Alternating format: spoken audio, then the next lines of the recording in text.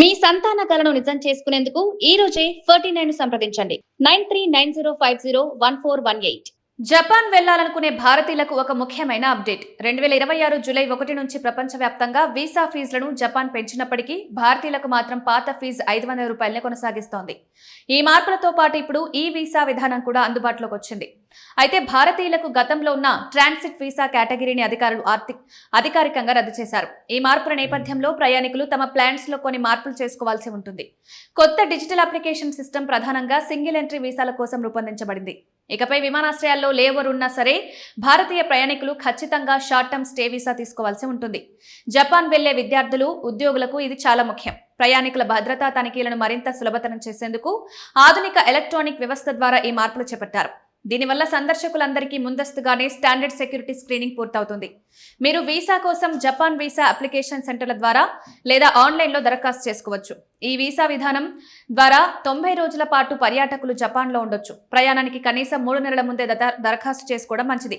ఎందుకంటే visa processing ను వేగవంతం చేసే అధికారిక మార్గాలేవీ లేవు. దరఖాస్తు చేసే ముందు పార్ట్నర్ ఏజెన్సీ వసూలు చేసే సర్వీస్ ఛార్జీల వివరాలను ఒకసారి సరిచూసుకోండి. వీసా కేటగిరీ భారతీయులకు ఫీజు ముఖ్య సమాచారం: సింగిల్ ఎంట్రీ 500, సాధారణ టూరిస్ట్ లేదా బిజినెస్ అవసరాల కోసం మల్టిపుల్ ఎంట్రీ ₹1000. తరచుగా ప్రయాణించే వారి కోసం ట్రాన్సిట్ వీసా రద్దు చేశారు. దీనికి బదులుగా షార్ట్ టర్మ్ స్టే వీసా తీసుకోవాలి. దరఖాస్తులకు ట్రావెల్ ప్లాన్ తో పాటు తగినంత బ్యాంక్ బ్యాలెన్స్ ఉన్నట్లు ఆధారాలు చూపాలి. ఆర్థిక స్థిరత్వాన్ని నిరూపించేందుకు ఉద్యోగ ధృవీకరణ పత్రాలు లేదా ఐటీ రిటర్న్స్ సమర్పించడం తప్పనిసరి.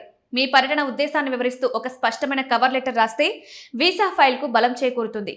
సీనియర్ సిటిజన్లు టికెట్లు బుక్ చేసుకునే ముందే ప్రత్యేక నిబంధనలు సరిచూసుకోవాలి. చివరి నిమిషంలో టెన్షన్ పడకుండా డాక్యుమెంట్లన్నీ ముందే సిద్ధం చేసుకోవడం ఉత్తమం. అదనపు డబ్బులు ఇస్తే వీసా స్లాట్లు త్వరగా ఇప్పిస్తామనే ఏజెంట్ల మాటలు నమ్మకండి. జపాన్ ఎంబసీ ఎటువంటి ఫాస్ట్ ట్రాక్ సేవలను అందించదు. కేవలం అధికారిక ఎంబసీ లేదా విఎఫ్ఎస్ ఛానల్ ద్వారానే ఫీజు చెల్లించండి. ఈ పారదర్శకత మిమ్మల్ని మోసాల నుంచి కాపాడుతుంది. వీసా ఇచ్చే నిర్ణయం పూర్తిగా అధికారుల చేతుల్లోనే ఉంటుంది కాబట్టి గ్యారంటీ వీసా అని చెప్పే తప్పుడు వాగ్దానాలను నమ్మకండి. జపాన్ ట్రిప్ ప్లాన్ చేస్తున్నారా? అయితే డాక్యుమెంట్ల విషయంలో జాగ్రత్తగా ఉండండి. భారతీయులకు ఫీజు తక్కువగా ఉండడం ఊరడించే విషయమైనా దరఖాస్తులో ఖచ్చితత్వం చాలా ముఖ్యం. అధికారిక నిబంధనల ప్రకారం ముందుగానే అప్లై చేసుకుంటే ఎటువంటి ఆటంకాలు లేకుండా మీ ప్రయాణాన్ని ఎంజాయ్ చేయొచ్చు. వీసా ఆలస్యం కాకుండా ఉండాలంటే మీ దరఖాస్తు ప్రక్రియను వీలైనంత త్వరగా ప్రారంభించండి.